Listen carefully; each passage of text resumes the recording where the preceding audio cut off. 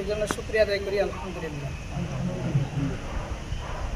দেশের এই পরিস্থিতি এবং যা কিছু ঘটতেছে এই ব্যাপারে আমরা সকলেই অবগত। শহীদদের উদ্দেশ্যে আমাদের সভাপতি সাহেব কিছু বলবেন।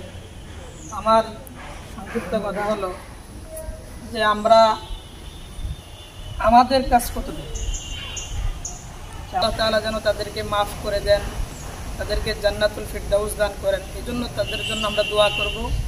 আর যারা আহত অবস্থায় বিভিন্ন হাসপাতালে আছেন, আল্লাহ যেন তাদেরকে সুস্থ করে দেন, এই জন্য আমরা তাদের জন্য দোয়া করতে থাকবো ইনশাআল্লাহ তাআলা। শহীদদের উদ্দেশ্যে সংক্ষিপ্ত আকারে কিছু বক্তব্য পেশ করবে ধনবাড়ী উপজেলা খেলাফত যুব মজলিসে খেলাফত ছাত্র মজলিসের সভাপতি ভাই মোহাম্মদ রিশাদ হোসেন।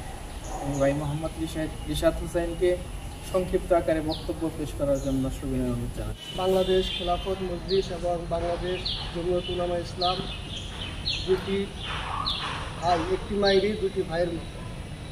অতএব আমরা আমাদের প্রত্যেকটি কার্যক্রম এবং প্রত্যেকটি প্রোগ্রামে আমরা শরীক হওয়ার চেষ্টা করি।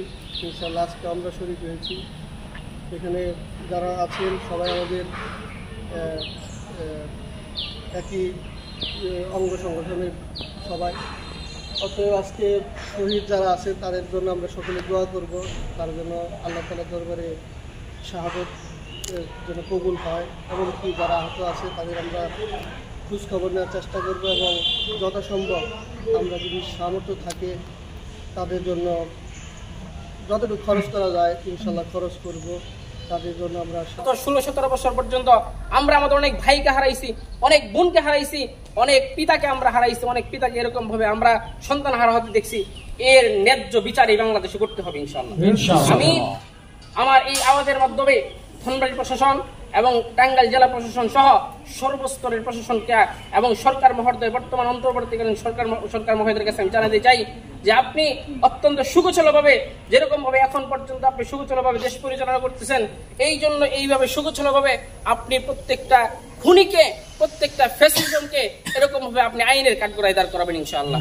এর জন্য ছাত্র জমিয়ত সহ ইসলামী সকল অঙ্গ সংগঠন ইনশাআল্লাহ সবাই আপনাকে সহযোগিতা করতে বাধ্য ইনশাআল্লাহ। আমরা ইসলামী আন্দোলনের প্রোগ্রাম করতে পারতো না, নিজেদের সক্রিয়তা অনুযায়ী খেলাফত মজলিস করতে পারতো না, ছাত্র জমিয়ত করতে পারতো না।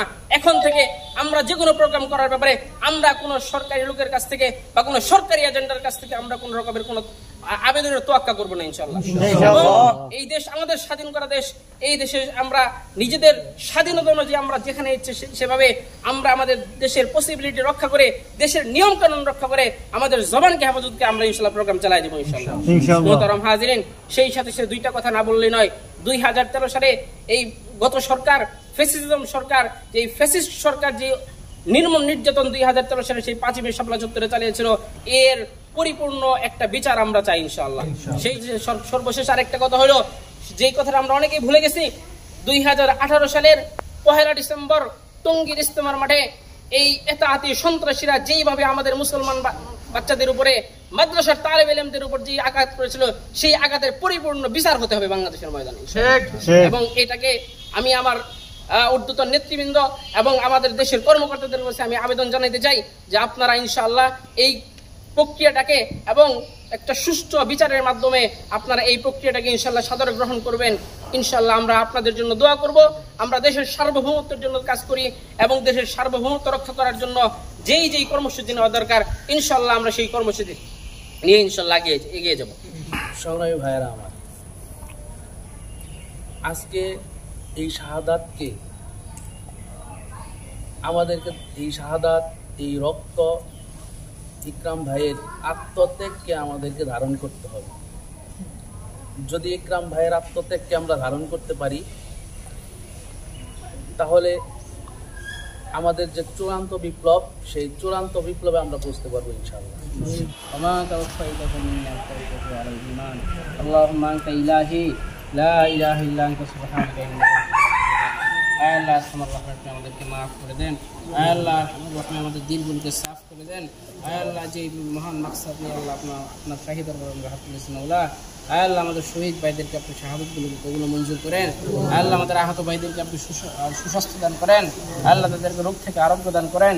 আয় আল্লাহ জালিম সরকার, ফেসিবাদ সরকার থেকে আমাদেরকে যেরকমভাবে বাঁচাইছেন, আয় আল্লাহ রহমান রাহিম, আপনি আমাদের উপর অন্য কোনো ফেসিবাদ সরকারকে চাপাই দিয়েন না। আয় আল্লাহ বাংলাদেশ, আল্লাহ প্রিয় মাতৃভূমি বাংলাদেশ দেশের স্বাধীনতা সার্বভৌমত্ব রক্ষা করেন। আয় আল্লাহ রহমান রাহিম, আমাদের উপর একজন ন্যায় ইনসাফগার মানুষকে, আল্লাহ মুত্তাকি মানুষকে আল্লাহ আমাদের নেতা হিসেবে দাঁড় করায় দেন।